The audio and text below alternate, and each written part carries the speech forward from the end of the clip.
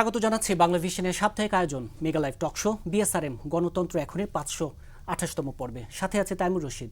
আমার সাথে আজকে আলোচনার জন্য স্টুডিওতে উপস্থিত আছেন চারজন অতিথি। শুরুতেই তাদের সাথে পরিচিত হয়নি। আমার হাতে ডানে আছেন বিএনপি সহ আন্তর্জাতিক সম্পাদক এবং সাবেক সংসদ সদস্য ব্যারিস্টার রুবিন ফারহানা।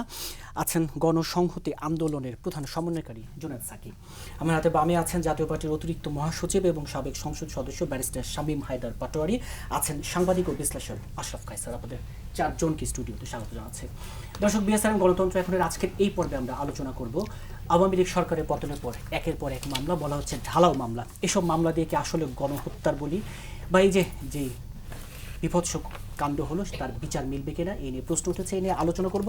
আলোচনা থাকবে গুম বিরোধী আন্তর্জাতিক সনদে সই করেছে বাংলাদেশ। শেখ হাসিনার শাসন আমলে গুমের যে বিচার, এই বিচারের পথটা আসলে কি, এ নিয়ে আলোচনা করব। আলোচনায় থাকবে রাষ্ট্রের সংস্কার প্রসঙ্গ এবং নির্বাচনের যে রোডম্যাপ। বলা হচ্ছে নির্বাচনের আগে সংস্কারের জন্য যৌক্তিক সময় দিতে চায় রাজনৈতিক দলগুলো। এই যৌক্তিক সময় আসলে কতটা সময়?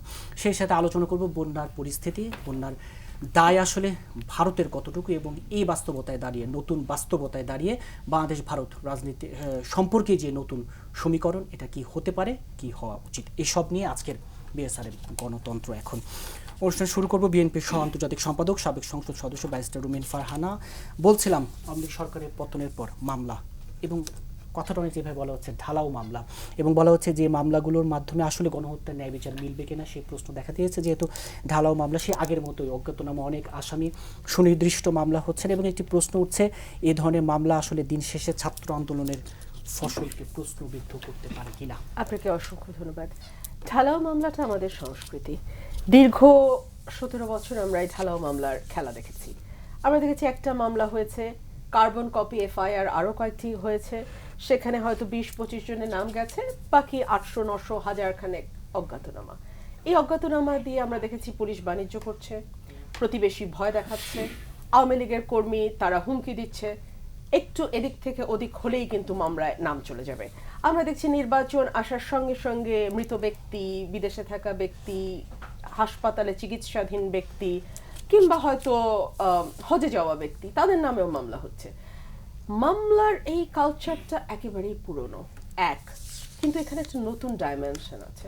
আপনারা নিশ্চয়ই লক্ষ্য করেছেন, বিএনপির মহাসচিব, যার নিজের বিরুদ্ধে ময়লার গাড়ি পোড়ানো থেকে শুরু করে পুলিশ হত্যা পর্যন্ত প্রায় শখানেক মামলা আছে, যার সকাল থেকে সন্ধে পর্যন্ত এই 1 মাস আগেও কাটতো আদালতের বারান্দায়, যিনি এই বয়সেও 76 বছর 77 বছর বয়সে নানান রকম ফিজিক্যাল কমপ্লিকেশন নিয়ে ইলেকশন সময় উনি কারাগারে থেকেছেন, এবং দীর্ঘ 15 বছরে তিনি যে আসলে কতবার কারাগারে গেছেন, কত মাস কারাগারে থেকেছেন, তার সঠিক হিসেব আমার কাছে নাই।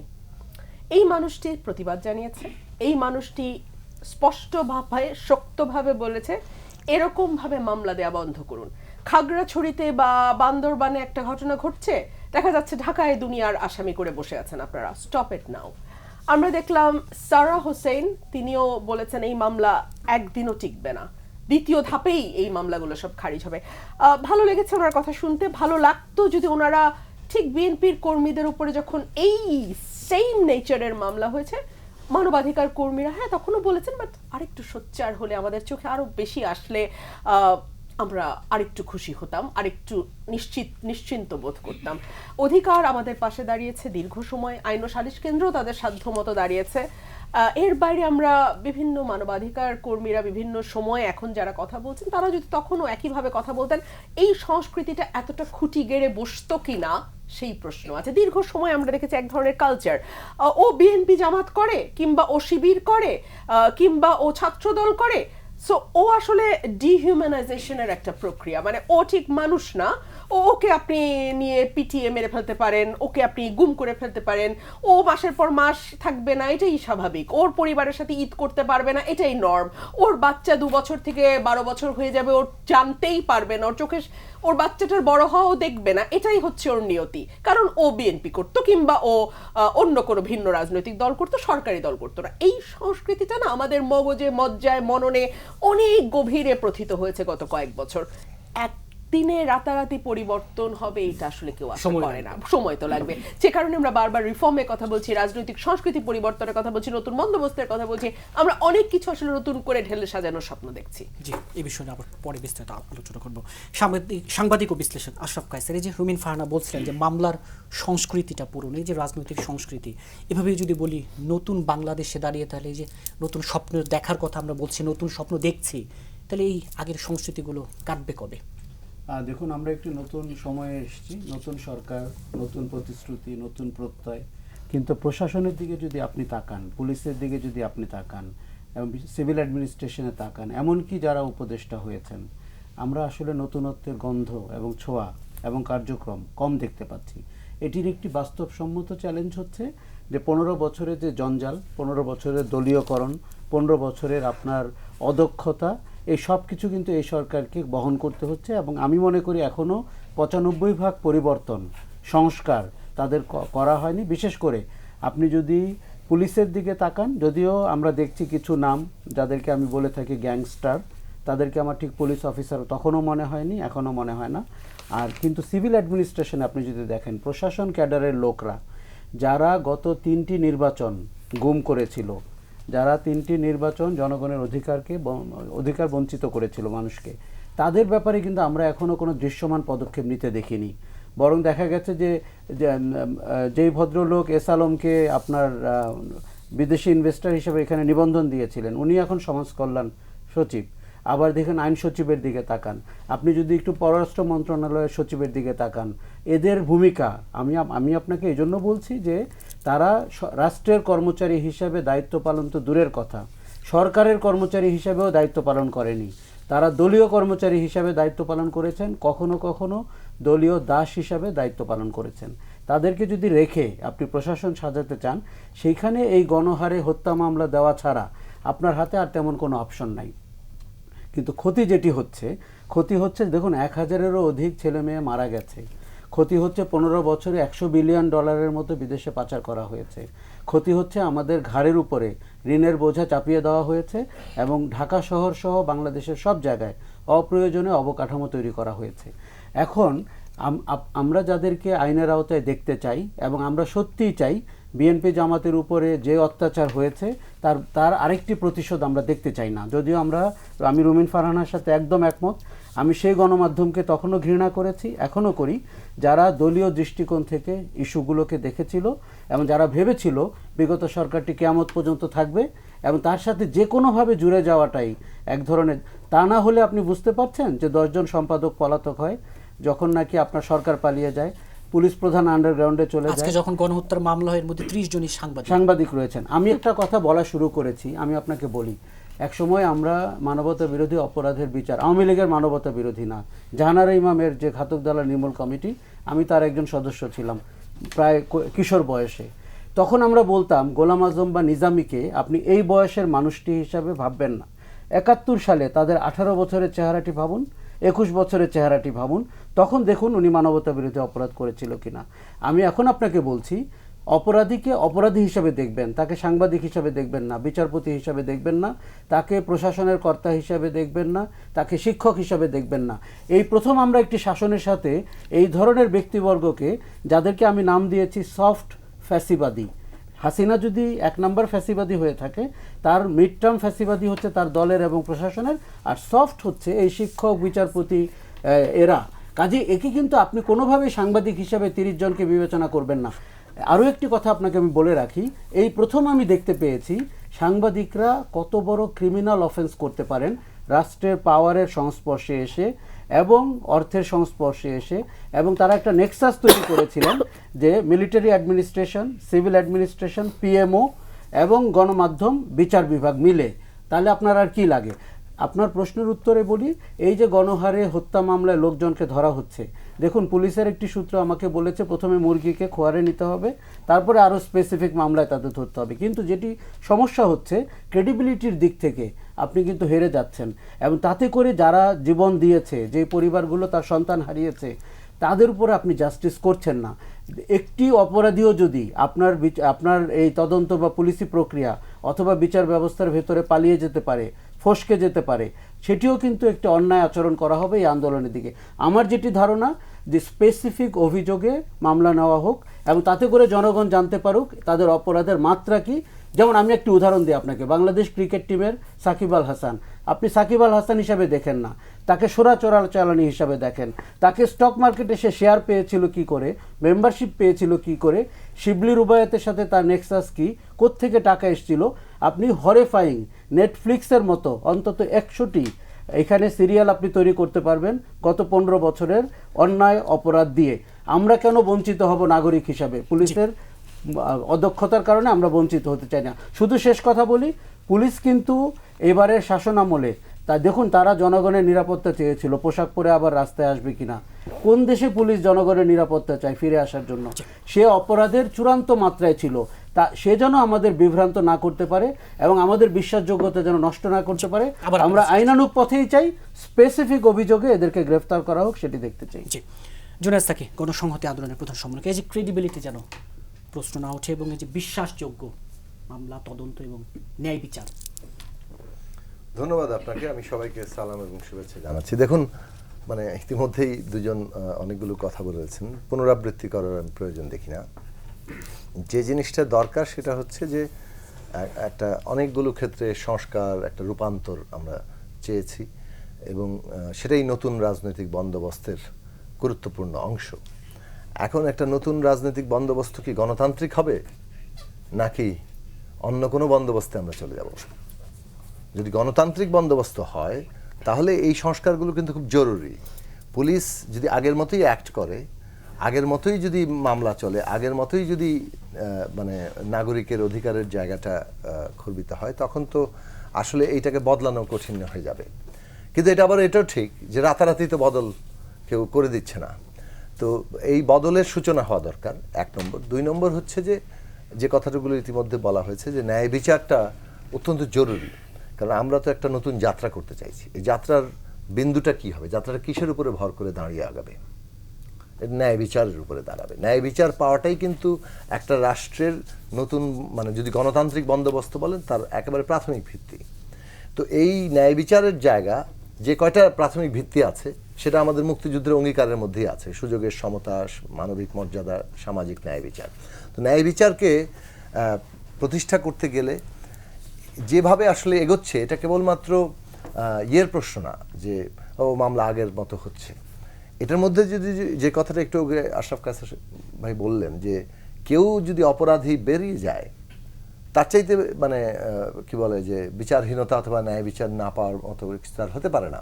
ফলে আমরা যেহেতু প্রত্যেকের বিচার চাই, সে কারণে আমরা সুনির্দিষ্টভাবে এমনভাবে এই মামলা এবং পুরো বিচার প্রক্রিয়াকে চাই যেটা একই দিকে বিশ্বাসযোগ্য, অন্যদিকে সত্যিকার অপরাধীরাই এর সামনে আসে, একেবারে হুকুমদাতা থেকে শুরু করে ফিল্ড লেভেলে যারা এটাকে কার্যকর করেছে। তো সেই জায়গাটা মানে নিশ্চিত করতে হবে। দুটো কাজই তাদের সমান। একদিকে হচ্ছে যে মানুষের প্রত্যাশা যে এটা গণতান্ত্রিক বন্দোবস্ত হবে, কাজেই এখানে একইভাবে আগের পুলিশ, একইভাবে মামলা, একইভাবে সব কিছু চলবে না। কিন্তু আবার অ্যাট দ্য সেম টাইম এখানে কিন্তু ন্যায় বিচারের জায়গায় মানুষ এখন মানে এটাতে সবার আগে মানুষের একটা প্রত্যাশা তৈরি হয়েছে যে ন্যায় বিচারটা পাবো আমরা, আর এটা তাদের অধিকার এবং এইটা আমাদের নতুন বাংলাদেশের যাত্রাবিন্দু। সেই দিক থেকে ওইটাও মানে মনোযোগের সাথে খেয়াল রাখতে হবে যাতে কোনোভাবে কেউ নতুন যাত্রায় এই জিনিসটা খেয়াল রাখতে হবে, কোনোভাবে ন্যায় বিচার থেকে মানুষ বঞ্চিত না হয়। আপনার কাছে আবার আসবো। ব্যারিস্টার শামীম হায়দার পাটোয়ারি, এই যে নতুন যাত্রায় ন্যায় বিচার নিশ্চিত করার, আদালত আনা নেওয়ার সময় আসামিদের সাথে যে আচরণ, পুলিশও আগের মতোই আচরণ করছে। না, পুলিশ আগের মতো আচরণ করছে না। পুলিশ কোনো আচরণ করছেই না। পুলিশ কাউকে বাধা দিচ্ছে না। বাধা দিচ্ছে না তার কারণ হচ্ছে তারা ডিমোরালাইজড, এবং বাধা দেওয়ার সুস্পষ্ট আদেশ উপর থেকে আসতেছে না। এই যে আদালত প্রেমিজে লাথি মারা হচ্ছে, ডিম মারা হচ্ছে, ফ্লাইং কিক মারা হচ্ছে, এটা কিন্তু আদালত প্রেমিজের ভিতরে। তার মানে ওটা একটা মন্ত্রণালয় বা চিফ জাস্টিসের অধীন বা সুপ্রিম কোর্টের অধীন। সেখানে যে ব্যত্যয়গুলো ঘটবে সেটার জন্য কেউ না কেউ কিন্তু দায়ী হবে। আমি মনে করি এই সরকার তো আর গতানুগতিক সরকার না। এই সরকারের ব্যর্থতাগুলোর সাথে আগের সরকারের ব্যর্থতা দায়ের কম্প্যারিজন কখনো গ্রহণযোগ্য হতে পারে না। আগের সরকারের ব্যত্যয়গুলো ছিল বলেই তো এই সরকারকে এসেছে ব্যতিক্রমীভাবে। সরকারের সমস্যা হচ্ছে কয়েকটি। প্রথম সমস্যা হচ্ছে যেটা আশরাফ ভাই বললেন, 16 বছর একটা সরকার ছিল, টপ লেয়ার তো আগের সরকারের, তার মানে কি তারা আগের সরকারের একেবারে শপথবদ্ধ কর্মী? আমার ব্যক্তিগত অভিমত, তাদের মধ্যে কয়েকজন ছাড়া বেশিরভাগই পাত্রের আকার ধারণ করার মতোই আমলা। তাতে এখন এই সরকার আছে, তারা এই সরকারের মতো করেই কাজ করবে এবং সেটাই করা উচিত। আপনি যদি এখন সিনিয়র অ্যাসিস্ট্যান্ট সেক্রেটারিকে সচিব বানিয়ে দেন, তাহলে তার বুঝতে বুঝতে 6 মাস চলে যাবে। সো সব কিছুর আপনি রিপ্লেসমেন্ট পাবেন, অভিজ্ঞতার রিপ্লেসমেন্টটা কিন্তু পাবেন না। আরেকটা কি সমস্যা হচ্ছে, বিশাল একটা যুদ্ধ হয়েছে, প্র্যাকটিক্যালি যুদ্ধ হয়েছে। জুনায়েদ সাকিব ভাই সে যুদ্ধ করেছে, রুমিন ফারহানা করেছে, আশরাফ ভাইরাও করেছে। সেই যুদ্ধটা কিন্তু হয়েছে ছাত্র জনতার সাথে একটা প্রশিক্ষিত বাহিনীর। কাউন্টারে কিন্তু ছাত্র জনতার কোনো প্রশিক্ষিত বিপ্লবী সেনাবাহিনী ছিল না, যেখানে আপনার জেনারেল থেকে শুরু করে কনস্টেবল পর্যন্ত হায়ারার্কি আছে, স্ট্রাকচার আছে। স্ট্রাকচার ছাড়া একটা আন্দোলনে এই সরকারটা চলে আসছে। এখন সরকারের কোনো স্ট্রাকচার নাই, তা সরকারকে কিন্তু বিদ্যমান স্ট্রাকচারেই ডিপেন্ড করতে হবে। বিদ্যমান সেনাবাহিনী, বিদ্যমান পুলিশ, উইথ সাম কারেকশন। সরকার কি চাইলেই 17 বছর 16 বছরের সব নিয়োগ, ফেভার্ড নিয়োগ বাতিল করে দিয়ে দেশ চালাতে পারবে? পারছে না তো। দেশে কি পুলিশ আছে? থানা আছে? আমি তো অনেক জায়গায় খবর পাচ্ছি থানা নাই, পুলিশ নাই। কোর্ট সবচেয়ে সেফ জায়গা, সেখানে পর্যন্ত পুলিশ নিরাপত্তা দিতে পারছে না, মবের সাথে কখনো যাচ্ছে না। একটা বড় ক্ষতি হয়ে গেছে বাংলাদেশের এই পুলিশের কারণে এবং আওয়ামী লীগের কারণে। ভবিষ্যতে বাংলাদেশ চালাতে গেলে যখন পুলিশকে যৌক্তিকভাবে কঠোর হতে হবে, যৌক্তিকভাবে, তখনও পুলিশ কঠোর হতে পারবে না। তাহলে দেশ চলবে কিভাবে? দেশ চলবে কিভাবে এটা নিয়ে কোনো চিন্তা আমি কিন্তু কার্যত দেখতে পাচ্ছি না। ফার্স্ট থিং, দেশ চলার জন্য এরই দরকার আত্মবিশ্বাস, অন্তর্ভুক্তি, নিরাপত্তা। যিনি ক্ষমতায় আসবেন, যিনি ক্ষমতা থাকবেন, তাকে সকল মহলের আত্মবিশ্বাস অর্জন করতে হবে। এমনকি যে লোকটা ফাঁসির আসামি হচ্ছে, যে জানে এই সরকার তাকে ফাঁসি দেবে বা জুডিশিয়ারি তাকে ফাঁসি দেবে, সেও এক্সপেক্ট করবে ফাঁসির রুলসগুলো মেনটেন করে আমাকে ফাঁসি দেওয়া হবে। এইটুকু আত্মবিশ্বাস যদি সরকারের উপর না থাকে, ওই সরকার দেশ চালাতে পারে না। কারণ তখন যাদের এই আত্মবিশ্বাসটা নাই, তারা জঙ্গিবাদে যেতে বাধ্য হয়। আমি মনে করি সরকারকে একটা জিনিস মনে রাখতে হবে, an act of injustice is threat to justice anywhere everywhere in the world. 16 বছর এটা আওয়ামী লীগ মনে রাখেনি। 16 বছর আওয়ামী লীগ দেশ লুট করেছে, কোনো সন্দেহ নেই। প্রাইম মিনিস্টার কোশ্চেন সাংবাদিকদের নিয়ে যেটা হতো, ওটা একটা হাসি ঠাট্টার বিষয় ছিল সম্পূর্ণ। সবাই দেখেই হাসতো, টকশোতে আকার ইঙ্গিতে এটা বলাও হতো। তো কিন্তু সেই জিনিসগুলো হয়েছে বলেই একটা দানব সরকার সৃষ্টি হয়েছে। একটা দানব সরকার সৃষ্টি হয়েছে এই কারণে যে ভবিষ্যতে যেন, মানে পতন হয়েছে এই কারণে যে ভবিষ্যতে আর কোনো দানব সরকার যেন তৈরি না হয়। এখন আমরা যদি প্রতিহিংসা পরায়ণ হয়ে আইন ভঙ্গ করতে থাকি, যখন আইন ভঙ্গ করতে থাকবো, এটা কিন্তু আরেক ধরনের দানবীয় রূপ নিয়ে নেবে। আইন ভঙ্গ করার মজা কিন্তু অসাধারণ। আইন হাতে তুলে নেওয়ার যে তৃপ্তি, এই তৃপ্তি একবার যদি জনতা, ছাত্র বা অন্যরা পেয়ে যায়, তারা এই তৃপ্তি থেকে কী করে সরে আসবে? আর এই সরকার তাদেরকে সরিয়ে আনবে কীভাবে? কারণ তারা তো এই সরকারের সাথে আন্দোলন করেছে, সরকারের পক্ষে। স্ট্রিক্ট ল ইম্পোজ করতে হবে। 3 মাসের মধ্যে বিচার দেওয়া সম্ভব। 111 দেখিয়ে গেছে কত দ্রুত বিচার দেওয়া সম্ভব। যারা ফাঁসির আসামি তাদেরকে ফাঁসি দেওয়া হবে, যারা যাবজ্জীবন তাদের যাবজ্জীবন হবে, এবং 3 মাসের মধ্যে বিচার প্রক্রিয়া সম্পন্ন করতে হবে। কিন্তু কোনো জনতাকে আইন হাতে তুলে নিতে দেওয়া উচিত না কোনোভাবেই। তো মামলাগুলো নিয়ে প্রশ্ন উঠছে, মামলার ধরন। এখন মামলার ধরন নিয়ে যেটা উনি বললেন, আমার আশরাফ কাছে, আমি আইনজীবী হিসেবে ওনার ওই বক্তব্যটা সমর্থন করতে খুব পারি অল্প না। শুনে একটু বিরতিতে যাই। কারণ আপনি যখন সহায়তাকারী হিসেবে কারণ নাম দিবেন, বলা আছে আপনাকে অ্যাবেটর হতে হবে। অ্যাবেট হবেন কখন? যখন আপনি প্রকিউর করবেন, যখন আপনি সক্রিয় অ্যাডভাইস দিবেন, যখন আপনি কনস্পিরেসি করবেন, যখন আপনি অর্ডার দিবেন। আপনি টকশো করেছেন, সেজন্য আপনি মার্ডার কেসের আসামি হইতে পারেন না, কখনই না। আপনি ক্রিকেট খেলেছেন, এই জন্য আপনি, বা সরকারি দলের এমপি ছিলেন, এই জন্য আপনি মার্ডার কেসের আসামি হতে পারেন না। যাকে মার্ডার করা হয়েছে তার সাথে আপনার শত্রুতা ছিল, আপনি কি ওখানে উপস্থিত ছিলেন, অস্ত্র দিয়েছেন, ফোনে বলেছেন যে ওখানে মেরে ফেলে দাও, কি এভিডেন্স আছে? সেটা তদন্তে দেখা যাবে। আপাত দৃষ্টিতে মনে হচ্ছে এই 330, 630-এর যে লিস্ট করা হচ্ছে, এই 600 জন মিলে মার্ডার করতে পারে না। আরেকটা জিনিস একটু মনে রাখতে হবে, পুলিশ যেখানে এক্সেসিভ পাওয়ার এক্সারসাইজ করেছে তাদের শাস্তি হবে, বাট তারা কিন্তু চেইন অফ কমান্ডে থাকে। তাদের মধ্যে আপনি কোন লেভেল থেকে চেইন অফ কমান্ড ধরবেন? একটা কনস্টেবল গুলি করেছে, আপনি কি তাকে বলতে পারবেন সে মার্ডার করেছে? তাকে তার সুপিরিয়র বলেছে গুলি করো, সে গুলি করে, গুলি না করলে তার কোর্ট মার্শাল হতো। তো এই জিনিসগুলোকে ডিফারেন্সিয়েট করতে হবে। জি, আবার ওই আলোচনায় ফিরছি একটি বিরতির পর। দর্শক, বিএসআর গণতন্ত্র এখন একটি ছোট্ট বিরতির সাথে থাকুন, ফিরছি বিরতির পর।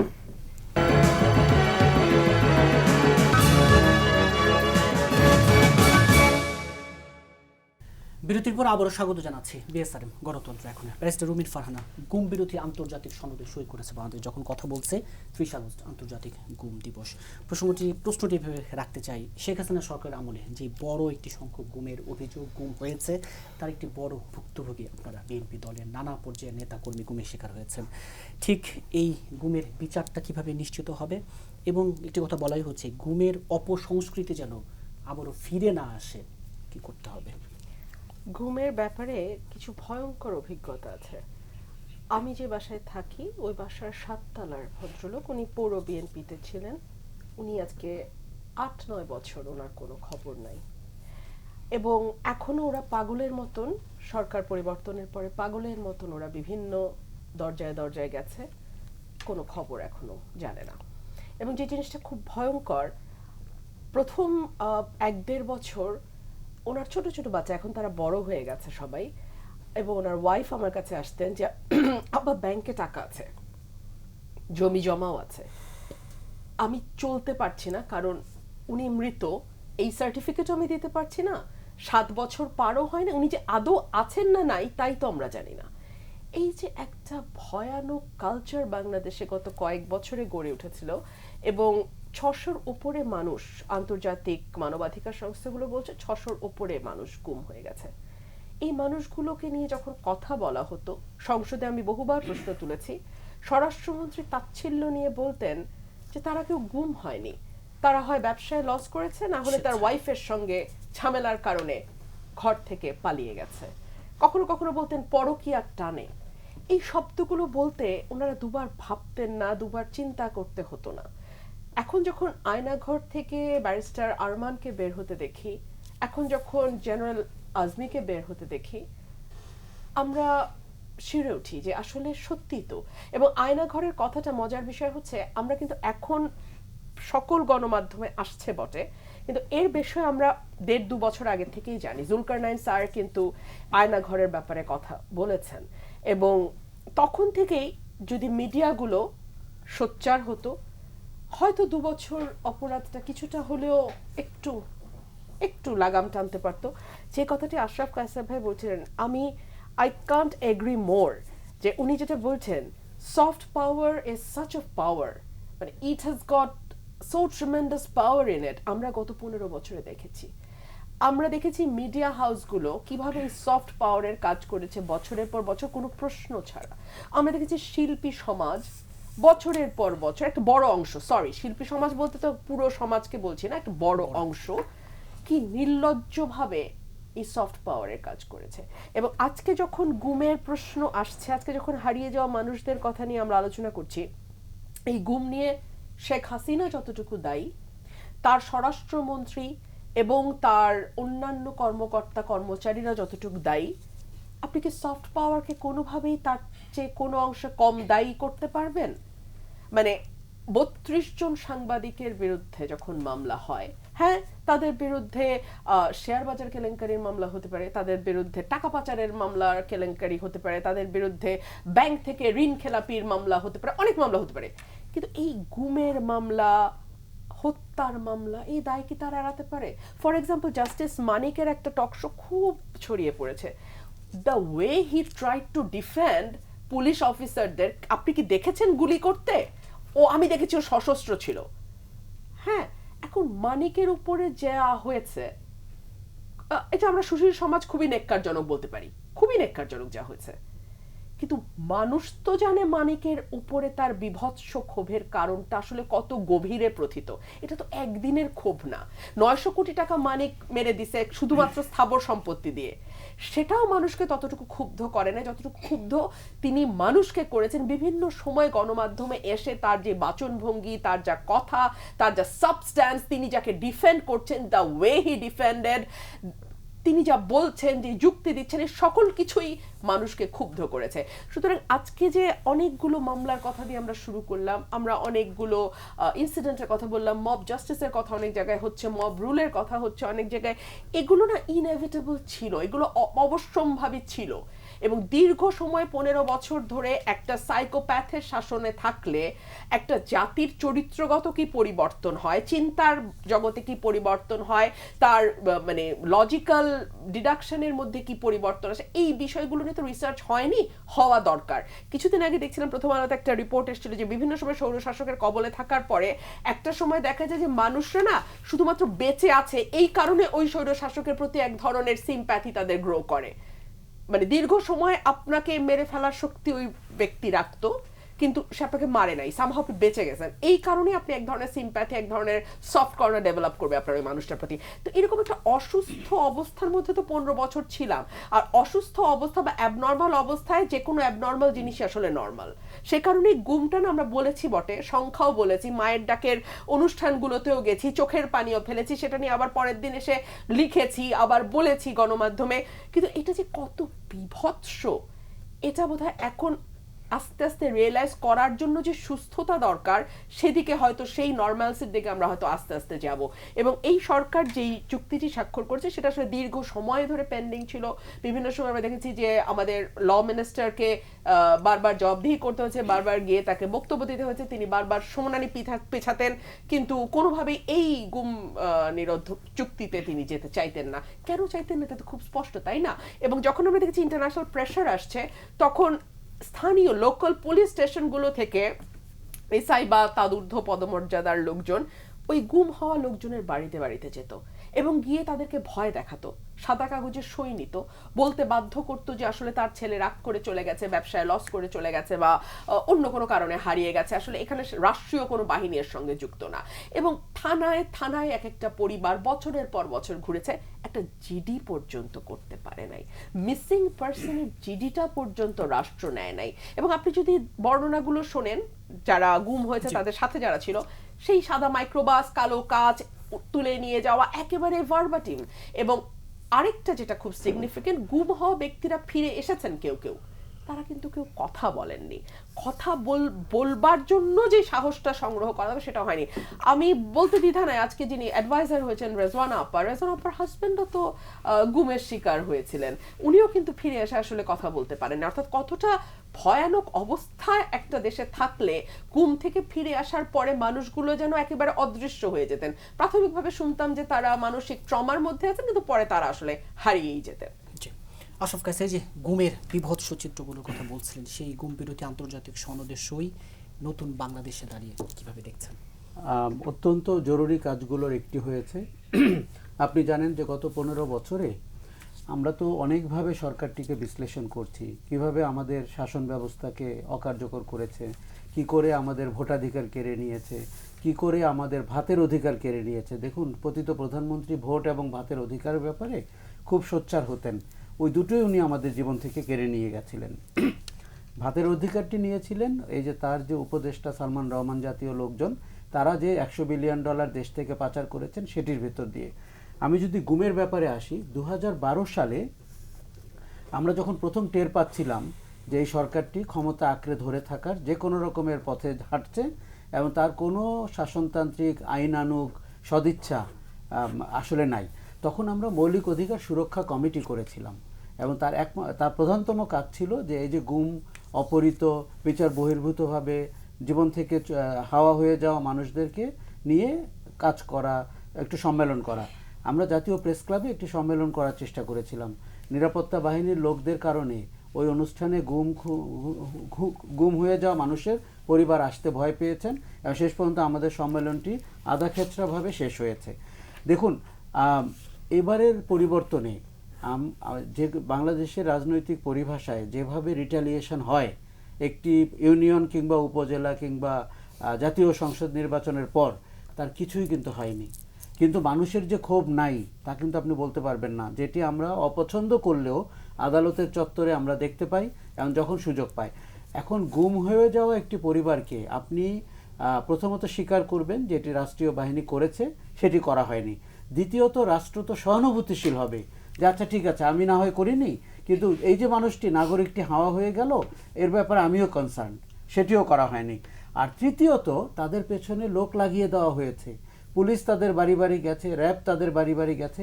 আপনি শুনে অবাক হবেন, কোনো মিডিয়া আউটলেটের লোকরা অর্গানাইজড ওয়েতে গুম হয়ে যাওয়া অভিযুক্তদের বাড়িতে গেছে প্রমাণ করতে যে মানবাধিকার সংস্থাগুলো যে গুমের তালিকা দিয়েছে সেটি ফল্টি, এবং কেউ নাকি প্রেমের টানে বাড়ি ছেড়ে চলে গেছেন, কেউ নাকি নিজে নিজেই বিড়বিড় করতে করতে বাড়ি ছেড়ে চলে গেছেন। এই যে কথাগুলো ওনারা বলতেন, ওনারা মানুষ হিসাবে কতটা যে অমানবিক কথা বলতেন। যেই পরিবারটির বাবা গুম হয়েছে, যেই সন্তানটি এখন 8-10 বছর কিংবা 12 বছর, তাদের ব্যাংকিং ফাইন্যান্সের কোনো কাজ তারা করতে পারেননি, এমনকি তারা তাদের স্বজন হারিয়ে যাওয়ার শোক প্রকাশের সুযোগটিও পাননি। কেননা তারা প্রতিনিয়ত জানতেন আজকে র্যাবের ওই অফিসে গেলে খবর পাওয়া যেতে পারে, পুলিশের ওখানে গেলে খবর পাওয়া যেতে পারে, ডিজিএফআইআর ওখানে গেলে খবর পাওয়া যেতে পারে। তাদের যে জীবন, এই জীবনের ক্ষতিপূরণ বাংলাদেশ রাষ্ট্র কি করে দিবে, পতিত সরকারটি কি করে দিবে? দেখুন, আমি রিটালিয়েশনের পক্ষে বলছি না, আমি মানুষের জীবনের যে সুন্দর মুহূর্ত হারিয়ে যাওয়া, স্বজন হারিয়ে যাওয়ার ক্ষতিপূরণের কথা বলছি। আমি জানি আমাদের এখানে দুজন লয়ার আছেন, তারা ফৌজদারি অপরাধ ইত্যাদি ইত্যাদি অনেক কথা বলবেন, কিন্তু কিছু কিছু অপরাধ আছে আমাদেরকে নতুন করে সংযুক্ত করতে হবে। তার শাস্তি আপনি কিভাবে নিশ্চিত করবেন? এবং এই যে ভোটাধিকার আপনি চুরি করেছেন একটি রাষ্ট্রের, তার অপরাধ কি? এবং প্রতিবেশী রাষ্ট্র ভারত আমার প্রতিটি ভোটাধিকার চুরির সময় সঙ্গী হয়েছে। কোনো কোনো রাজনৈতিক দল এই ফ্যাসিস্ট সরকারের সঙ্গী হয়ে সেই ভোটাধিকার চুরিতে অংশগ্রহণ করেছে, মন্ত্রী হয়েছে, সংসদ সদস্য হয়েছে। আপনি এই ভোটাধিকার চুরির শাস্তি কি আমাদের আইনে, এটি আপনি বের করবেন। গুম খুন করে ফেলা এবং বেআইনিভাবে এবং বিচার বহির্ভূতভাবে মানুষকে হত্যা করা, তার আসলে শাস্তি কি? দেখুন, এটি যদি আমরা এখন ডিফাইন না করি, আমাদের সংস্কৃতি বলে যে খারাপ থেকে মানুষ খুব একটা শিক্ষা নেয় না। আগামীতে আমরা কী ধরনের ফ্যাসিবাদী শাসন দেখব, কী ধরনের স্বৈরাচার দেখব, আমি কিন্তু খুব একটা সন্দিহান।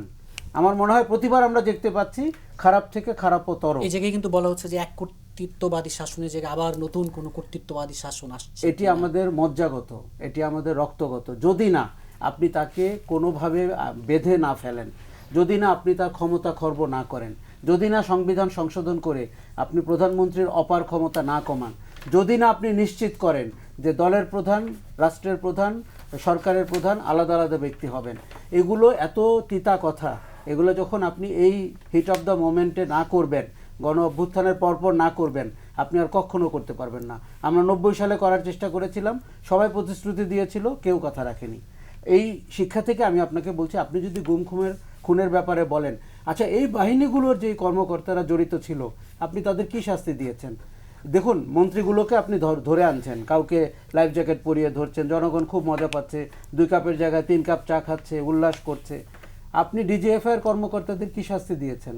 আপনি র্যাবের কর্মকর্তাদের কি শাস্তি দিয়েছেন? পুলিশের যারা গুম খুমে নেতৃত্ব দিয়েছিল, যেটি দিয়ে তারা বেনজির হয়েছে, হারুন হয়েছে, তাদেরকে আপনি কি শাস্তি দিয়েছেন? আমরা কিন্তু দৃশ্যমান শাস্তি চাই। যারা এই কাজটি করেছে, যাদের কমান্ডে হয়েছে, এক জিয়াউল হাসানকে দেখিয়ে আপনি কিন্তু বাকিদেরকে পার পেয়ে যেতে দিবেন না। কেননা জিয়াউল হাসান কার নির্দেশে কাজ করেছেন, তার নির্দেশে কারা কাজ করেছেন। দেখুন, যেই 600 পরিবারের আমরা কথা বলছি, আমাদেরকে প্রতিনিয়ত তাড়াবে যদি আমরা এর কোনো একটা সুরাহা না করতে পারি। শুধু অনুস্বাক্ষর করা আমাদের জন্য কিন্তু যথেষ্ট না। এই দেশের ভেতরে আপনি এমন একটি দৃষ্টান্ত উপস্থাপন করেন যে ল্যাটিন আমেরিকাতে গুম খুনের পরে সরকারগুলো যেভাবে ভূমিকা নিয়েছিল, আপনি দক্ষিণ এশিয়াতে এরকম একটি দেশ হয়েছেন, এবং এটি বলে দিবে আপনার ফ্যাসিবাদী শাসন কতটা ভয়ঙ্কর ছিল। আমি এখন একটা কথা বলি, আমি ডেমোক্রেসির একটা মিউজিয়াম করতে চাই, গুম খুনের একটা বড় প্রতিনিধিত্ব সেখানে চাই। একটি শাসনকে শুধু $100 বিলিয়ন আর 2-4 জন চোর দিয়ে বিশ্লেষণ করলে কিন্তু হলো না। আপনি কি করে আমার জীবনকে হরণ করেছিলেন, কি করে আমার পরিজনকে কেড়ে নিয়েছিলেন, কি করে আমার সুন্দর মুহূর্ত নষ্ট করেছিলেন। আমরা কি পারবো একজন মানুষকে ফিরিয়ে আনতে? আমরা কি পারবো একটি মুহূর্ত ফিরিয়ে আনতে? দেখুন, সরকারটিকে আমরা মোটা দাগে তো অনেকভাবে অভিযুক্ত করবই, কিন্তু আমি মাঝারি দাগে অভিযুক্ত করতে চাই, নরমভাবে অভিযুক্ত করতে চাই। দেখুন, কখন গণমাধ্যম গুম খুনওয়ালা ব্যক্তিদের বাড়িতে যায়, এবং তারা আবার কেউ কেউ সেলিব্রিটি রিপোর্টার হয়ে উঠেছিল। শুধু রিপোর্টিং করতে বলে সেলিব্রিটি না, অন্যান্য অকাজ, কুকাজ ইত্যাদি করতো। আমি কেন বারবার বলছি আমি স্পেসিফিক মামলা চাই? কারণ আমি অকাজ কুকাজের বর্ণনা জনগণ জানুক, সেটি আমি চাই। কাজেই কখন গণমাধ্যম গুম খুনওয়ালা ব্যক্তির বাসায় যায় এবং গিয়ে জিজ্ঞেস করে যে প্রেমের টানে যে উনি চলে গেছেন, এটা আপনি বলেন। পুলিশ গিয়ে একবার বলে, র্যাব গিয়ে একবার প্রেশার দেয়, এবং কোনো একজন সাংবাদিক গিয়েও একই কাজ করে। তার চ্যানেলে দেখানো হয় যে 80 জন গুম খুনের লিস্টের মধ্যে 65 জন বিভিন্ন আবেগজনিত, বিবাহজনিত, পরকীয়াজনিত, এগুলো করতে রাষ্ট্রের লজ্জা লাগেনি? জি, আবার আপনার কাছে আসছে জুনায়েদ সাকি, যে ভোট ও ভাতের অধিকার কেড়ে নেওয়া হলো, এই জায়গায় দাঁড়িয়ে রাষ্ট্র সংস্কারের এই জায়গাটি দাঁড়িয়ে বেশ কিছু কথা বলা হচ্ছে যে এক ব্যক্তি সরকার প্রধান, দলীয় প্রধান থাকতে পারবেন না, সংবিধান পুনর্লিখনের কথা বলা হচ্ছে। এই যে বারবারই বলা হচ্ছে এক কর্তৃত্ববাদী শাসন থেকে যেন আরেক কর্তৃত্ববাদী শাসনে। ধন্যবাদ, খুবই গুরুত্বপূর্ণ আলোচনা। তার আগে আমি একটা কমেন্টই শুধু করব যে বাংলাদেশে রাজনৈতিক যে বন্দোবস্তের কথা আমরা বলছি সেটার একটা গুরুত্বপূর্ণ জায়গা হচ্ছে যে এই রাজনৈতিক ব্যবস্থার মধ্যে সবাই নিজেকে অংশীদার মনে করতে পারবে, এবং একটা যেহেতু নির্বাচনী প্রক্রিয়ার মধ্য দিয়ে ক্ষমতা হস্তান্তরের পথ আছে, মানুষকে জয় করেই আপনি রাজনৈতিক প্রক্রিয়া করবেন। বিরোধী হওয়ার কারণে কেউ কারোর উপর অত্যাচার করবে না। গুম তো দূরের কথা, বাংলাদেশে আর কোনোদিন কোনো বাহিনীর দ্বারা গুম হবে না, এইটা নিশ্চিত করাই রাষ্ট্রের কর্তব্য, এবং অন্য কোনো প্রাইভেটরাও করতে পারবে না। সেটা করলে নাগরিকের সুরক্ষা দেওয়া রাষ্ট্রের প্রধান কাজ। এই বন্দোবস্তে আমাদের যেতে হবে। এটা একটা আইনি যেমন বন্দোবস্ত, আইনি হয়তো কিছু কিছু লেখাও আছে, আইন ভঙ্গ করেই তো তারা এই কাজগুলো করে, কিন্তু এই যে রাজনৈতিক একটা কনসেনসাস, সেটাও কিন্তু এই আগামী দিনের মানুষের চাওয়া, এবং সেই জায়গায় এখন বিচারের ক্ষেত্রে আমি একটা কথা তুলতে চাই যে যারা অপরাধী, যারা সরাসরি হত্যার নির্দেশ দিয়েছে, আবার যারা হত্যার প্ররোচনা দিয়েছে, সেইটা বিভিন্ন জায়গায় আপনি প্ররোচনা কিন্তু একটা ইম্পর্টেন্ট ব্যাপার, আপনি জাস্টিফাই করছেন, এই বিষয়গুলো যেমন আছে। তো এদের বিরুদ্ধে নিশ্চয়ই মানে যাকে বলে যে তাকেও ন্যায় বিচারটা পৌঁছে দেওয়া, অর্থাৎ তিনি যে অপরাধ করেছেন তার শাস্তি পাওয়াটা কিন্তু তার জন্য তাকে ন্যায় বিচার দেওয়া। সুতরাং সেখানে যাতে প্রত্যেকের অপরাধের যে মাত্রা সেই অনুযায়ী তার জায়গাটা আসে, তিনি নিজেকে যাতে আবার ভিকটিম হিসেবে হাজির করতে না পারেন। বাংলাদেশের রাজনীতিতে আমরা তো একটা বড় বিষয় দেখেছি কিভাবে ভিকটিম প্লে চলে। এখন যদি আপনি একজনকে ওই কি অনেকগুলো নাম দেওয়া হচ্ছে, মব জাস্টিস ইত্যাদি ইত্যাদি, আক্রমণ করলেন, তাতে তার নিজের আবার নিজেকে ভিকটিম হিসেবে হাজির করার একটা সুযোগ থাকে, কারণ এটা তো একটা প্রক্রিয়া, এর মধ্যে আসলে রাজনীতি আসবে, অনেক কিছু জায়গা আসবে। সুতরাং আমাদের দিক থেকে মানে জনগণের প্রতি এটা আহ্বান থাকবে যে যে যে অপরাধ করেছে সেই অপরাধের প্রত্যেকের যাতে ন্যায় বিচার হয়, সেইটা আমাদের মুখ্য বিষয় হতে হবে।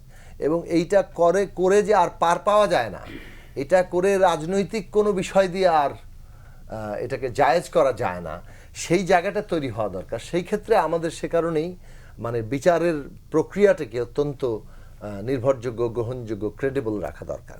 আচ্ছা, এবার আসি আমি আপনি যে কথাটা বলছেন যে নতুন রাজনৈতিক বন্দোবস্তের কথা। এখন দেখুন, এইটা বাংলাদেশে যদি আমার কথা বলেন, আমি আপনার বাংলা ভিশনে 2011 সাল থেকে আসি, এই আলোচনাগুলো আমার বক্তব্যে আমরা তোলার চেষ্টা করেছি। রাজনৈতিক দল হিসেবে আমরা খুব বড় দল হতে পারিনি এখনো, সেটা কিন্তু রাজনৈতিক বাংলাদেশের যে সংকট, সেটার সমাধানের পথ যে একটা নতুন বন্দোবস্ত, গণতান্ত্রিক ব্যবস্থা তৈরি করা, এবং তার উপাদানগুলো কি কি সেগুলো নিয়ে আমরা অনেক আলোচনা করার চেষ্টা করেছি। তার মধ্যে খুব গুরুত্বপূর্ণ জায়গা ছিল যে বাংলাদেশে ক্ষমতার কোনো ভারসাম্য নাই, সমস্ত ক্ষমতা প্রধানমন্ত্রীর হাতে কেন্দ্রীভূত। ফলে সেখানে ক্ষমতার ভারসাম্য আনতে হবে, অর্থাৎ প্রধানমন্ত্রী কিংবা যিনি সরকার গঠিত হচ্ছেন তিনি যাতে জনগণের ভোটের দ্বারা হচ্ছেন, তার কাছেই জবাবদিহিতা তাকে করতে হয়। সেই মানে জবাবদিহিতার জন্য ক্ষমতার ভারসাম্যটা তৈরি করতে হবে। তাহলে রাষ্ট্রপতি, প্রধানমন্ত্রীর ক্ষমতার ভারসাম্য লাগবে। বাংলাদেশে পরপর 2 বার প্রধানমন্ত্রী, বেশি আর কেউ হতে পারবেন না, এই কথা কিন্তু আমরা 2 বারের বেশি প্রধানমন্ত্রী হতে পারলাম। এটা যদি গণসংহতি আন্দোলন বলেন, এটা আমাদের রাজনৈতিক প্রস্তাবনা, এটা কি বলে যে গণতন্ত্র মঞ্চের রাজনৈতিক প্রস্তাবনা। এবং এইখানে 31 দফাতেও কিন্তু, যেটা আমরা 39টি রাজনৈতিক দল, বিএনপি সহ এখানে তোলা হয়েছে। ফলে রাজনৈতিক সংস্কারের অনেকগুলো প্রস্তাব, 70 অনুচ্ছেদের সংস্কার, দ্বিকক্ষ বিশিষ্ট পার্লামেন্ট করা, আমাদের দিক থেকে দাবি তুলেছি আমরা সংখ্যানুপাতিক নির্বাচন ব্যবস্থায় যাওয়া। এই যে সাংবিধানিক পদগুলো আছে এগুলোর অ্যাপয়েন্টিং অথরিটি কে হবে? অ্যাপয়েন্টিং অথরিটি যদি সব আপনার প্রধানমন্ত্রীর হাতেই থাকে তাহলে আপনি তো সব কিছু আবার নিজের লোক বসাবেন এবং আপনি আসলে মানে যে একটা ন্যূনতম তার যে কাজের ক্ষেত্রে তার যে একটা ইন্ডিপেন্ডেন্স থাকা দরকার সেইটুকু স্বাধীনতা তার থাকবে না। ফলে এই অনেকগুলো গুরুত্বপূর্ণ প্রশ্নে আমরা সরকার কিভাবে চলবে, সংসদ কিভাবে চলবে, বিচার ব্যবস্থা কিভাবে চলবে, রাষ্ট্রের এই মৌলিক মানে প্রতিষ্ঠানগুলো কিভাবে চলবে, তার মধ্যে আন্তঃক্ষমতার ভারসাম্য কী থাকবে, মিডিয়া কিভাবে থাকবে, এবং এই প্রশ্নগুলো যে প্রস্তাবনা আকারে কিন্তু ইতিমধ্যে হাজির হয়েছে। সেটাই শেষ কথা, আমি তা বলছি না। এখন যেহেতু এটা একটা জাতীয় আলোচনার প্রশ্ন, সুতরাং এখানে সকলের সাথে আলোচনার প্রক্রিয়াটা জায়গাটা নিতে হবে। এইটা কোনো একটি পক্ষ আলোচনায় একমাত্র আলোচনা এটা আমি মনে করি না। আমি মনে করি বাংলাদেশে একটা ঐতিহাসিক সন্ধিক্ষণ তৈরি হয়েছে যেখানে মানে রাজনৈতিক দল, আমাদের শিক্ষার্থীরা যারা এই আন্দোলনের নেতৃস্থানীয় একটা জায়গায় এসছে, আমাদের এখানে শ্রেণী পেশার বিভিন্ন প্রতিনিধি, তারা সকলে মিলেই কিন্তু এই স্টেক হোল্ডাররা একটা জাতীয় ঐক্যমত্যে পৌঁছানো দরকার। অনেক তর্ক হবে, বিতর্ক হবে, কিন্তু একটা জায়গায় কনসেনসাসে পৌঁছানো হবে যাতে করে আগামী নির্বাচনের মধ্যে দিয়ে যে সংসদ তৈরি হবে, জনপ্রতিনিধিরা তৈরি হবে, তারা এই গণতান্ত্রিক সংবিধানটাকে তৈরি করতে পারেন, গণতান্ত্রিক একটা নতুন যাত্রার একটা ভিত্তি নির্মাণ করতে পারেন। সেটাই এই সরকারের গুরুত্বপূর্ণ উদ্যোগের কাজ। আমরা তাদের আশু কতগুলো সংকট মোকাবেলার জন্য সময় নিশ্চয়ই আমাদের দিতে হবে, দেওয়া হচ্ছে, এবং যত দ্রুত তারা এই আশু সংকটটা মোকাবেলা করে স্থিতিশীলতা আনতে পারবেন তত দ্রুতই তারা এই রাজনৈতিক প্রক্রিয়াটা শুরু করবেন, যেখানে এই রাষ্ট্র ব্যবস্থার আমূল গণতান্ত্রিক রূপান্তরের জন্য যেসব সংস্কারের প্রশ্ন আছে, নতুন একটা গণতান্ত্রিক সংবিধান করার প্রশ্ন আছে, সেই জায়গাতে আমরা সকলেই আলোচনায় আসতে পারি। একটা গণতান্ত্রিক প্রতিনিধিত্ব খুব দরকার, যে গণতান্ত্রিক প্রতিনিধিত্ব ছাত্রদের মধ্যেও দরকার, যে গণতান্ত্রিক প্রতিনিধিত্ব রাজনৈতিক দলগুলোর মধ্যে দরকার, যে গণতান্ত্রিক প্রতিনিধিত্ব এই গণতান্ত্রিক রাজনৈতিক ব্যবস্থা তৈরির জন্য সকলের অংশগ্রহণ এবং তার মধ্যে যে গণতান্ত্রিক প্রক্রিয়া সেইটাকে প্রতিষ্ঠা করা দরকার। এই যে গুমের দৃশ্যমান শাস্তি নিশ্চিত করার জায়গাটি এবং গণতান্ত্রিক জবাবদিহিতা, এই জায়গাটা অনেক বড় স্পেকট্রামের আলোচনা, এবং আমি মনে করি এই সরকার হয়তো অনেক দিন ক্ষমতায় থাকবে, কিন্তু যে বিশাল পরিসরের রিফর্ম দরকার, ইনক্লুডিং আমাদের মানসিকতার, এটার জন্য সরকারের হাতে খুব বেশি সময় নেই। এবং সেই হিসাবে আমি বলবো সরকার 20 দিনে কালক্ষেপণ করে ফেলেছে। 20 দিনের মধ্যে অনেক কিছু যেটা করা সম্ভব করে ফেলা উচিত ছিল, হতে পারে, আমি বেশি আশা করছি, বেশি প্রত্যাশা করছি, এটা হতেই পারে। নাও যে অপরাধগুলো বর্তমানে সংজ্ঞায়িত নাই, আপনি নতুন করে সেই অপরাধ তৈরি করে পুরনো সেই অপরাধের জন্য আপনি শাস্তি দিতে পারবেন না, এটা আমার সংবিধানে বার্ড আছে। এটা একটা বিখ্যাত কেস সার ভার্সেস ইটন এবং এক্স পোস্ট ফ্যাক্টো ল, অর্থাৎ বর্তমান যে অপরাধ আছে সেই অপরাধই হবে। অর্থাৎ টকশো করে প্ররোচনা দেয়া, এটা একটা যদি অপরাধ হয়ে থাকে, এটা অপরাধ করে এরপর থেকে এটাকে আনতে হবে। সুনির্দিষ্টভাবে এই মুহূর্তে এটা সুযোগ নেই। কিন্তু যেটা সবচেয়ে ভয়ঙ্কর ছিল বিগত সরকারের, একটা হচ্ছে বাক স্বাধীনতা ছিল না, আরেকটা হচ্ছে কিছু মানুষ তোষামত করতে করতে এটাকেই স্বাধীনতা, এটাকেই স্বাভাবিকতা ভেবে বসছিল। এবং এই সরকার 2141 সাল থাকবে, শেখ হাসিনা ডেমিগড, এরকম একটা ইমপ্রেশনে সবাই চলে গিয়েছিল। সেটার জন্য এই আন্দোলনটা সেই ইমপ্রেশনটা ভাঙতে পেরেছে। স্বাভাবিক প্রক্রিয়ায় এই ইমপ্রেশন ভাঙার ক্ষমতা অনেকেরই ছিল না, কিন্তু এই আন্দোলনের ব্যাকগ্রাউন্ডে অনেক ঘটনা আছে। ইলিয়াস আলী গুম হয়েছে, আরও অনেকে গুম হয়েছে, অনেকে গুলি খেয়েছে, টর্চার হয়েছে, 60 লক্ষ বিএনপির নেতাকর্মীর নামে মামলা আছে। নাও সবচেয়ে দুঃখজনক ছিল বিচার না হওয়ার সংস্কৃতি, তার থেকে দুঃখজনক ছিল বিচার না পাওয়ার সংস্কৃতি, আর সবচেয়ে কষ্টদায়ক ছিল বিচার না চাওয়ার সংস্কৃতি। বিচার না চাওয়ার সংস্কৃতি সেখানে শুরু হয়ে গিয়েছিল। এবং বাস্তব কথা হচ্ছে একটা একচ্ছত্রবাদ, বহুদলীয় থেকে একদলীয়, একদলীয় থেকে এক ব্যক্তি, এক ব্যক্তি থেকে একচ্ছত্র, সম্পূর্ণ এর মধ্যে ঘুরপাক খেয়েছে এই চক্রটা। একদমই সেই প্লেটো অ্যারিস্টটলের সার্কেলের মতো, যে ধাপে ধাপে একচ্ছত্রবাদী যাবে, আবার মবক্রেসি চলে আসবে, আবার অলিগার্কি হবে, আবার ডেমোক্রেসি আসবে। নাও আওয়ামী লীগকে আমরা বিরত করার চেষ্টা করিনি তা না, এক একজন এক এক প্রেক্ষাপটে করেছি, কেউ কম কেউ বেশি। আওয়ামী লীগকে বিরত করতে পারিনি, বাড়িতে করতে পারিনি বলে বর্তমান সরকারকে বিরত করতে পারবো না, বাড়িতে করতে পারবো না, ভবিতব্য সরকারকে বাড়িতে করতে পারবো না, ব্যাপারটা কখনো তা হওয়া উচিত না। একটা তন্ত্র তো থাকবে। এই সংবিধানকে আওয়ামী লীগ কাটাছেঁড়া করে কিভাবে সহস্র বছর থাকা যায় সেইভাবেই সংবিধান প্রণয়ন করেছে। রাষ্ট্রপতি 2বার থাকতে পারবেন, প্রাইম মিনিস্টার কবার থাকতে পারবেন বলা নেই, প্রাইম মিনিস্টার মৃত্যু হলে কি হবে বলা নেই, রাষ্ট্রপতির মৃত্যু হলে কি হবে বলা নেই। রাষ্ট্রপতি, পার্লামেন্ট, প্রাইম মিনিস্টার এই 3টা পদই বলা আছে পরবর্তী সংসদ না হওয়া পর্যন্ত, পরবর্তী প্রাইম মিনিস্টার না হওয়া পর্যন্ত, পরবর্তী রাষ্ট্রপতি হওয়া পর্যন্ত, আগেটাই বল থাকবে। মানে কিভাবে করলে দীর্ঘমেয়াদী থাকা যাবে সেইভাবেই সংবিধানটা সংশোধন করেছে টোটালি। কোনো দরকার ছিল না, এবং সব করেও তো শেষ রক্ষা হলো না। বিপ্লবের কাছে সংবিধান ম্লান হয়ে গেছে। সেই জায়গায় তো এখন সংবিধান এখন সেই পুনর্লিখনের জন্যই বলছি, সুপারিশ। এখন কি আছে তাহলে বাংলাদেশে? এখন একটা সংবিধান আছে, সেই সংবিধান অ্যামেন্ড করতে হবে, পরিবর্তন করতে হবে। হয়তো ওই অন্তর্বর্তী সরকার করবে, না নতুন সরকার এসে করবে। এইটা একটা পার্টির মধ্যে ডায়ালগ হওয়া উচিত, যে নতুন সংবিধান করে ভোট হবে নাকি এই সংবিধানের অধীনে ভোট হয়ে নতুন সংবিধান হবে। এই সংবিধানের অধীনে ভোট হলে তো মাল্টিপল কমপ্লিকেশন অলরেডি হয়ে আছে এবং সামনেও হবে। এমনকি এভরিডে সাংবিধানিক সংকট হচ্ছে, এভরিডে হয়তো বা কেউ রেইজ করছে না, কেউ ফেস করছে না। এবং যেটি প্রয়োজন, যেটা সাকিব ভাই বললেন, যে কিছু রিফর্ম কুইক করে ফেলতে হবে। হ্যাঁ না ভোটের মাধ্যমে, পলিটিক্যাল পার্টি আলোচনা, দ্বিকক্ষ বিশিষ্ট আইনসভা। আমরা কালকে এক টকশোতে বলছিলাম যে বহু লোক সংসদে যাওয়ার দরকার, উপযোগী, কিন্তু তাদের পক্ষে ডে টু ডে টাইপের মধ্যে ভোট করে সংসদে যাওয়া মানায় না, কিন্তু তাদেরকে সংসদে দরকার। আপনি আপার হাউস করেন, তাদেরকে সিলেক্ট করে দেন। সচিন টেন্ডুলকার, জয়া ভাদুরী, এরা এভাবেই হয়েছে। আর্টিকেল 70 সম্পূর্ণ বাদ দেওয়া উচিত। আমার ধারণা পৃথিবীর 2-3টা দেশ ছাড়া কোনো দেশে আর্টিকেল 70 নাই। আর্টিকেল 70 ভিত্তি হচ্ছে ওই যে 54 সালের ভোটে বা তার আগের সংসদে এমপিরা কেনা বেচা হতো, সংসদকে এই জন্য এই সূত্র নেওয়া হয়েছিল। ফেডারেল গভর্নমেন্ট প্রয়োজন, আনুপাতিক সংসদ ব্যবস্থা দরকার, নির্বাচন ব্যবস্থা দরকার, আর সাংবিধানিক পদে নিয়োগের জন্য আলাদা আইন দরকার ডেফিনেটলি, এবং সুপ্রিম কোর্টের বিচারকদের নিয়োগের জন্য আলাদা আইন প্রয়োজন। এই জিনিসগুলো যদি এখন এই সরকার না করে তাহলে তো কখন করবে? আরেকটা ব্যাপার হচ্ছে, সব সরকারের ক্ষেত্রে এটা সত্য, সরকারের দুটো জিনিস থাকতে হবে। এক হচ্ছে নিয়ন্ত্রণ। নিয়ন্ত্রণ ছিল বলে মার্শাল লকেও সরকার কোর্ট বলেছে বৈধ, শুধু নিয়ন্ত্রণ ছিল বলে। নিয়ন্ত্রণ থাকতে হবে, আবার সেই নিয়ন্ত্রণের সীমাবদ্ধতাও থাকতে হবে। সীমাবদ্ধতা কি? Judiciary, media, fair bureaucracy. তো এগুলো যদি আমরা আনতে না পারি, ইম্পোজ করতে না পারি, একটা ট্রেডিশনাল গভর্নমেন্টের সাথে ইম্পোজ করবে না, কারণ সে একটা বেনিফিশিয়ারি। তো এইটা এই সরকারকেই করতে হবে এবং এখনই করতে হবে।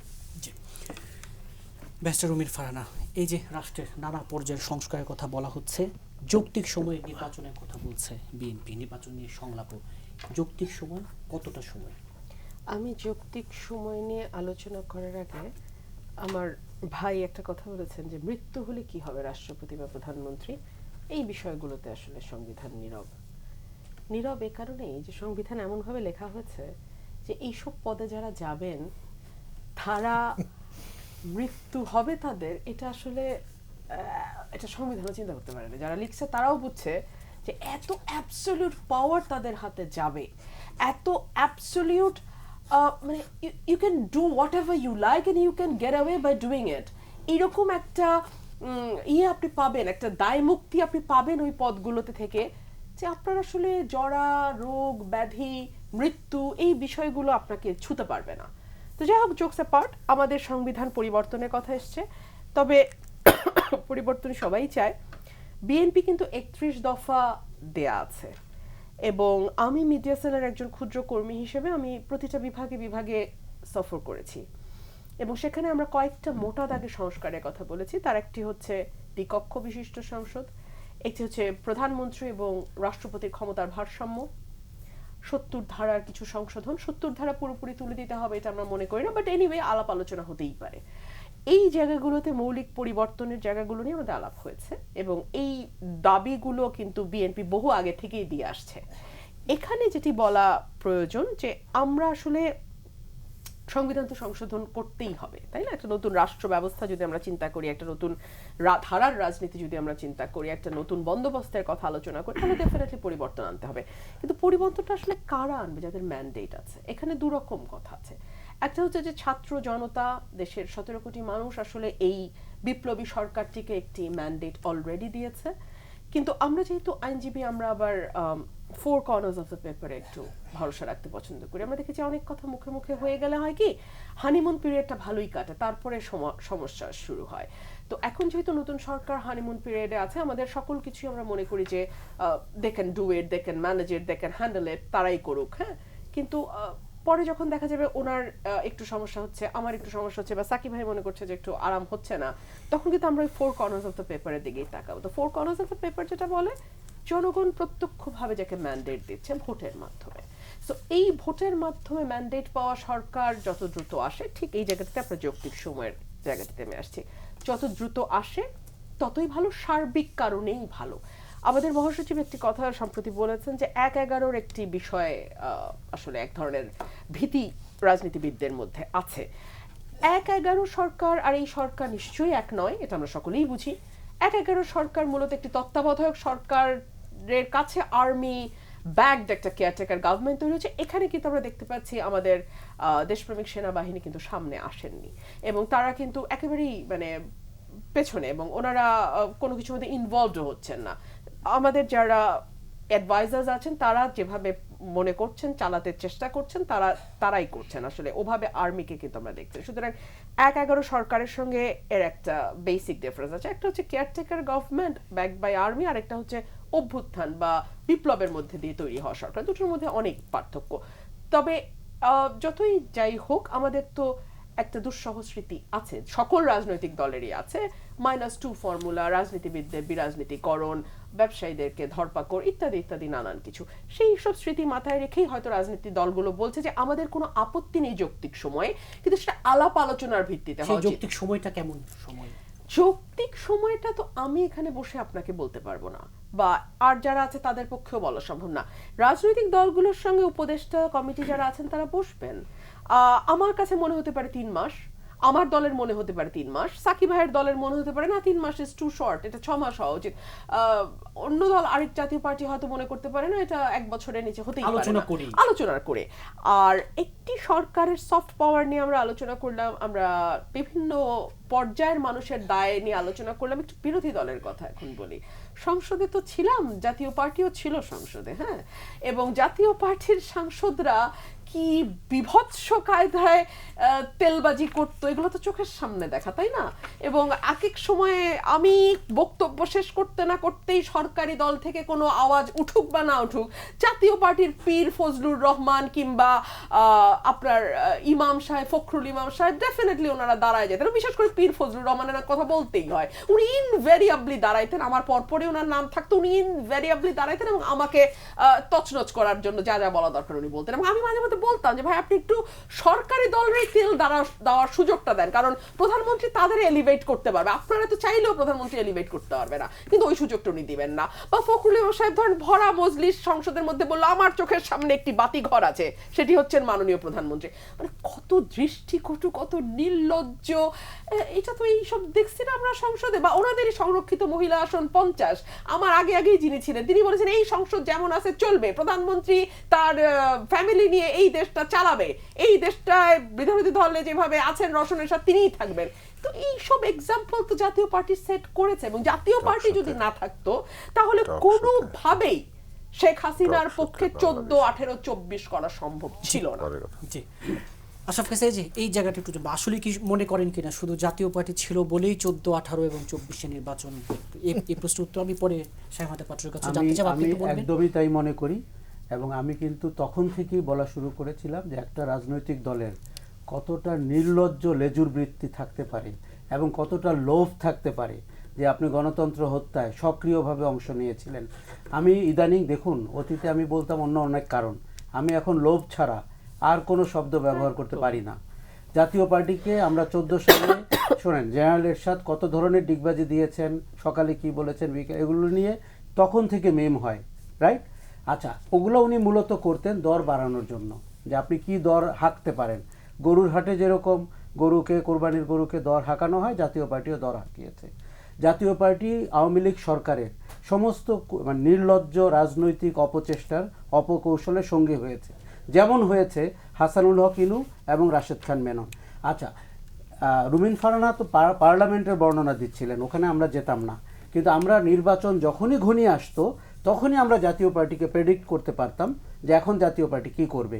সেটি জেনারেল এরশাদ করেছেন, রওশন এরশাদ করেছেন, জিএম কাদের করেছেন, আনিসুল ইসলাম মাহমুদ করেছেন, এবং আমি বাকিদের নাম আর নিতে চাচ্ছি না। আমাদের দেশে যদি এরকম একটি অনৈতিক রাজনৈতিক দল না থাকতো তাহলে গণতন্ত্র আজকে এভাবে মুখ থুবড়ে পড়তো না। এবং জাতীয় পার্টির মূল্যমান ছিল প্রাইস ট্যাগ, দলের ব্যক্তির কোন দামে তারা বিক্রি হয়েছেন আমরা সেই শ্বেতপত্র চাই। শুধুমাত্র আওয়ামী লীগ সরকারের শ্বেতপত্র চাই তা কিন্তু না, হাসানুল হক ইনু, রাশেদ খান মেননেরও শ্বেতপত্র চাই, জাতীয় পার্টিরটাও চাই। তারা কোন দামে বিক্রি হয়েছিলেন 14 সালে, 18 সালে তারা কোন দামে বিক্রি হয়েছেন, এবং আপনি জানেন যে তারা তাদের স্ত্রীদেরকে এমপি করার জন্য কি করেছেন, আসনে দাঁড় করানোর জন্য কি করেছেন। এবার বামপন্থীদের কথা বলি, রাশেদ খান মেনন এবং হাসানুল হক ইনু তাদের দ্বিতীয় এমপি করার জন্য স্ত্রীদেরকে বেছে নিয়েছিলেন। তাদের 50-40 বছরের রাজনীতিতে তাদের যারা সহকর্মী ছিলেন, কুষ্টিয়া, নড়াইল, যশোরের যারা তাদের গণবাহিনীর অংশীদার হয়েছিলেন, তারা কোনোদিন ভাবতে পেরেছিলেন ইনু তার বউকে এমপি করবেন, মেনন তার বউকে এমপি করবেন? লোভের মাপ শুধু হাসিনাকে দিয়ে মাপলে হবে না, জাতীয় পার্টিকে দিয়েও মাপতে হবে, জেনারেল এরশাদকে দিয়ে মাপতে হবে, হাসানুল হক ইনুকে দিয়ে মাপতে হবে, মেননকে দিয়ে মাপতে হবে। আমি কিন্তু একটু আগে বলেছি এই অপরাধগুলো সংজ্ঞায়িত হতে হবে। আমি কিন্তু বলিনি এই অপরাধে আইন করে পূর্ববর্তী অপরাধের বিচার করতে হবে। আমি বলেছি ভবিষ্যতে যারা এই পথ অবলম্বন করতে চাইবেন অথবা যাদের এই পথ অবলম্বন করার লোভ হবে, তারা যেন জানেন অতীতে এই ধরনের অপরাধের শাস্তি কি নির্ধারিত হয়েছিল। জাতীয় পার্টি আমাদের গণতন্ত্র ধ্বংস করার প্রধানতম সহযোগী, এবং জাতীয় পার্টি এই দেশের অপরাজনীতির অন্যতম সূতিকাগার। এবং গত 3টি নির্বাচনে আমি 3টি পার্টিকে দায়ী করি, একটি হচ্ছে আওয়ামী লীগ এবং শেখ হাসিনা, এবং একটি হচ্ছে ভারত। কারণ আমি একটি দেশের এই ভূমিকা ভাবতেই পারি না সে প্রতিবেশী দেশের গণতন্ত্র হরণ করে। আপনি পারবেন আজকে ভারতের গণতন্ত্র হরণ করে আবার এই দেশে থাকতে? আর তৃতীয় হচ্ছে জাতীয় পার্টি। আর যেই ভদ্রলোকটি এই পুরো কেলেঙ্কারির মানে লোভের কারণে কি করেছেন আমি জানি না, বিচারপতি খায়রুল হক, তাকে আপনি দিনের বেলায় দিনের সম্মুখে দিনের আলোতে বিচার করার ব্যবস্থা করেন, না হলে বিচার বিভাগ যে কত কলুষিত হতে পারে। দেখুন, একসময় আমরা গণমাধ্যম আর বিচার বিভাগকে ছাড় দিতাম, আমরা বলতাম এরা নাকি কম লোভী কম অপরাধী। এখন আর আমি সে কথা বলতে পারছি না। আমি কিন্তু আন্ডারওয়ার্ল্ডের লোকজনের চেয়ে এবং যারা গোপনে বিভিন্ন অপরাধের কাজের সাথে যুক্ত তাদের চেয়ে বিচার বিভাগ, গণমাধ্যম এবং কলুষিত রাজনীতিবিদদেরকে বেশি অপরাধী মনে করি। জি, জুনায়েদ সাকি, এই যে রাষ্ট্র সংস্কার, যৌক্তিক সময় নির্বাচন, সেই জায়গায় দাঁড়িয়ে বিরাজনীতিকরণের শঙ্কা সব মিলিয়ে সংখ্যা তো অনেক রকম আছে, কিন্তু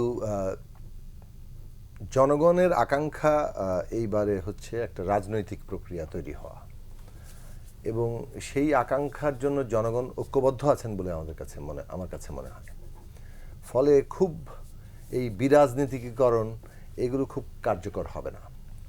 তাতে হয়তো তারা আবারও মানে অনেক রক্তাক্ত বাংলাদেশ যদি কেউ করতে চায় তাহলে সেরকম জায়গাতে যেতে পারে, কিন্তু সেইটার শক্তি আর কেউ ধারণ করে বলে মনে হয় না। বাংলাদেশের এই জনগণ এখন পর্যন্ত যেভাবে জাগ্রত আছে, ছাত্র জনতা যেভাবে জাগ্রত আছে, এই শক্তিটাকে আমাদের বাংলাদেশের নতুন রাষ্ট্র নির্মাণ বলেন, গঠন বলেন, এর নতুন যাত্রা বলেন, এইটা আমাদের এটাকে সাফল্যে পরিণত করতে হবে। এবং ওই কাজটা খুব গুরুত্বপূর্ণ। যাদের যা যা অপরাধ আছে, দল হিসেবে অপরাধ, ব্যক্তি হিসেবে অপরাধ, সেটা মানুষ হত্যা হোক, রাজনৈতিক নিপীড়ন হোক, লুটপাট হোক, পাচার হোক, আমি মনে করি যে প্রত্যেকেই আদালত যেমন আছে সেই বিচারও আমরা চাইব, আবার রাজনৈতিক জায়গাও আছে, জনগণও আছে, জনগণকেও সেই বিচারের সুযোগ দিতে হবে। এবং সেইটা রাজনৈতিকভাবে নিশ্চিতভাবেই তারা সেই মানে তার কৃতকর্মের একটা জবাব জনগণের দিকে থেকে পাবেন। এইবারে বাংলাদেশের মানুষের, আমি ইতিমধ্যে বেশ কিছু গ্রাম এলাকা থেকে শুরু করে শহর পর্যন্ত গিয়েছি, আমি একটা অন্য পার্সপেক্টিভে বলি, মানুষের মধ্যে যে সচেতনতা একেবারে শহর থেকে গ্রাম পর্যন্ত দেখতে পাচ্ছি, তাতে মানুষ প্রত্যেকের রাজনৈতিক হিসাব নেবে, এইটা আমি ভরসা করি। এবং আমি মনে করি মানুষের আদালত সবচেয়ে বড় আদালত, সেই আদালতে জনগণের কাছে আমি সেটা প্রত্যাশা করি যে আপনারা এইবার আপনাদের যে ন্যায় এবং বিবেক এবং নিজেদের স্বার্থ, তার জায়গা থেকে আপনারা এই রাজনৈতিক প্রশ্নগুলোকে বিচার করবেন। কিন্তু আবারও বলবো যে যার ব্যক্তিগত অপরাধ আছে, সেই অপরাধগুলোর বিচারের জায়গাটা ভালোভাবে নির্ভরযোগ্যভাবে যাতে তৈরি হয়।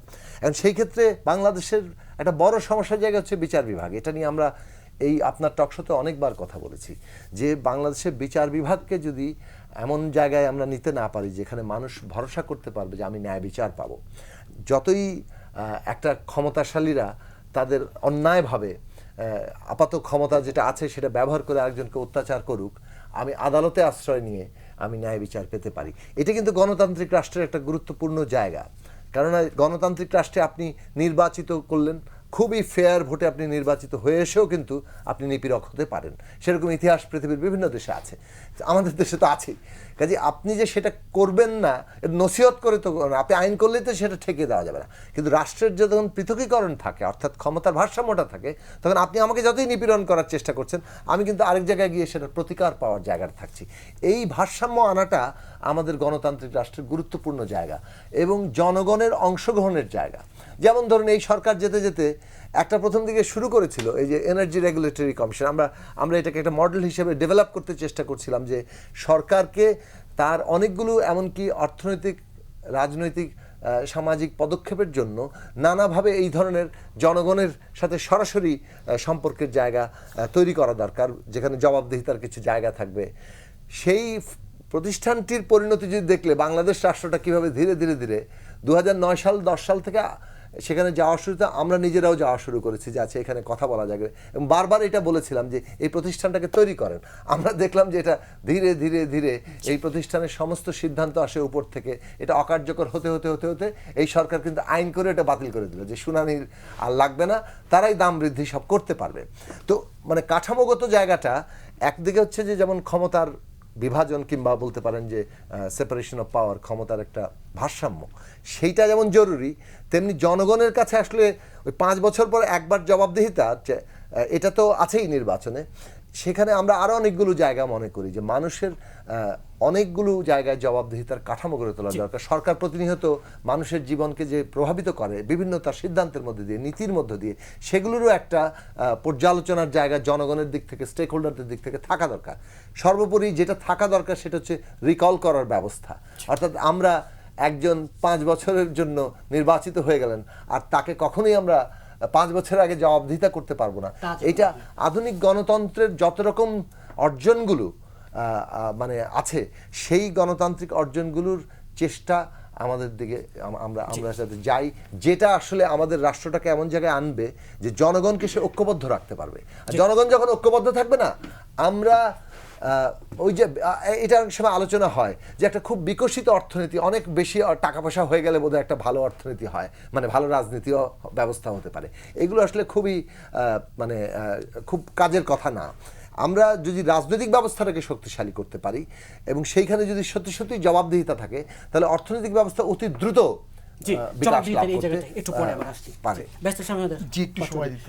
গণতন্ত্র ধ্বংসের অন্যতম সহযোগী, গণতন্ত্র রক্ষার ক্ষমতা যদি জাতীয় পার্টি থাকতো, ধ্বংসের ক্ষমতাও থাকতো। এখন 2000 সালে এরশাদ স্যারকে এই আওয়ামী লীগ জেলে নিয়েছিল এবং 2001 সালে ক্ষমতা দখল করে কিন্তু ধ্বংস শুরু হয়েছিল, সেটা অন্য ডিসকাশন আমরা আসবো এক সময়। 2001 সালে এরশাদ স্যার যখন জেলে ছিলেন, সেখান থেকে কিন্তু আওয়ামী লীগের সাথে আমাদের কোনো অ্যালায়েন্স হলো না। এবং যেহেতু এরশাদ স্যার জেলে ছিলেন, স্বাভাবিক প্রক্রিয়া ছিল 2001 সালে জাতীয় পার্টি এবং বিএনপি একসাথে ভোট করবে, এরকম একটি আলোচনাও ছিল। ঠিক যেই মুহূর্তে আওয়ামী লীগ পর্যবস্ত হয়ে গেল, সেই মুহূর্তে বিএনপি আর জাতীয় পার্টির সাথে কোনো প্রকার জোটের দিকে আগায়নি। 2001 সালে ঘটনা বলছি। তারপরে জাতীয় পার্টির সাথে চরমোনাইয়ের আলোচনা হয়েছিল যে একসাথে ভোট করতে পারে, শেষ মুহূর্তে চরমোনাইও করেনি।